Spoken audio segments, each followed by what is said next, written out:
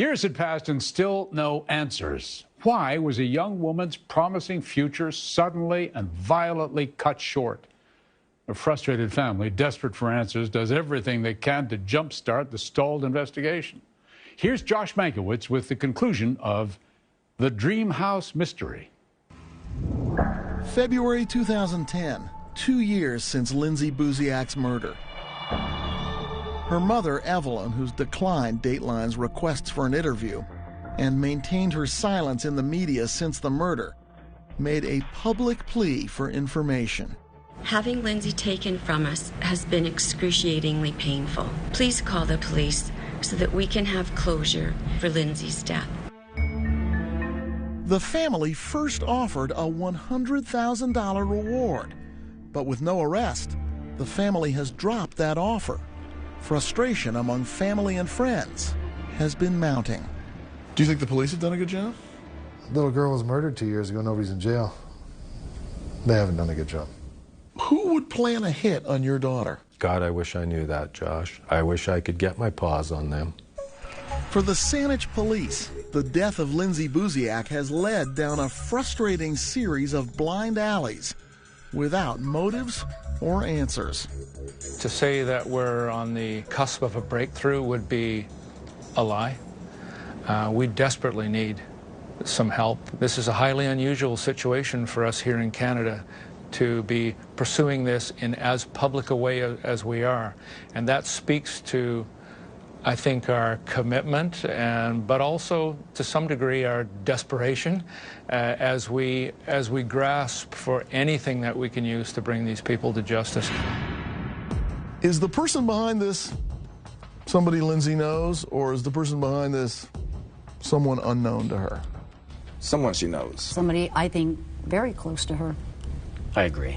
I think it's somebody that she knows. Somebody in the same type of business? Correct. I mean, in the same real estate firm, who knows? The man and the woman who actually committed this murder, what do you think's in their background? They're going to have a criminal history. And more than likely, I would look for violent crimes. It's an unusual complexion of the case that they work together, a man and a woman, a male and a female, working in tandem to commit this kind of violent crime.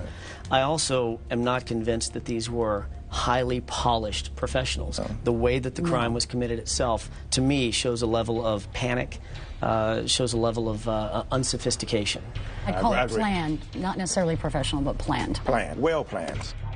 Is there any chance that although these killers were not known to Lindsay, they weren't planning on murdering her until they went in the house together, and then in there something happened, a fight started, she gets killed? And the people pull a butcher knife out of their purse or out of their sock? No, it doesn't seem right. If there's a chance, it's ever so minute. I mean, it's small. What needs to happen for an arrest to be made? Someone needs to come forward. Yeah, agreed. Unfortunately, you have an empty house. You have very little that was touched. So it is a forensic nightmare. This case is not going to be solved based on forensic evidence. This case is going to be solved by loose lips. Somebody's going to talk about something. For Lindsay's friends, the lack of an arrest has left many too frightened to speak to us on camera. Why are you here and so many other people aren't?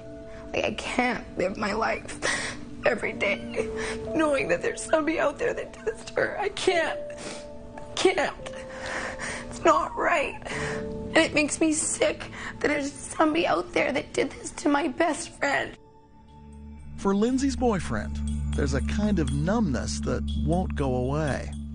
I think about it daily. Yeah. You think it'll ever go away? No. No.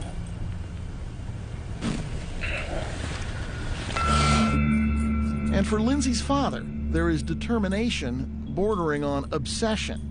There is barely controlled rage. And finally, there's a vow to defend the daughter he couldn't help on that February day.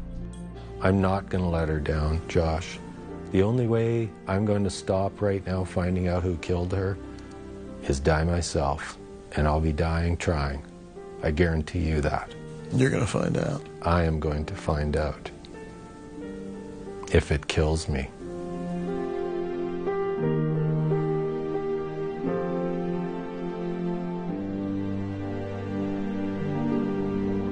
That's all for this edition of Dateline on ID. I'm Keith Morrison. Thank you for tuning in.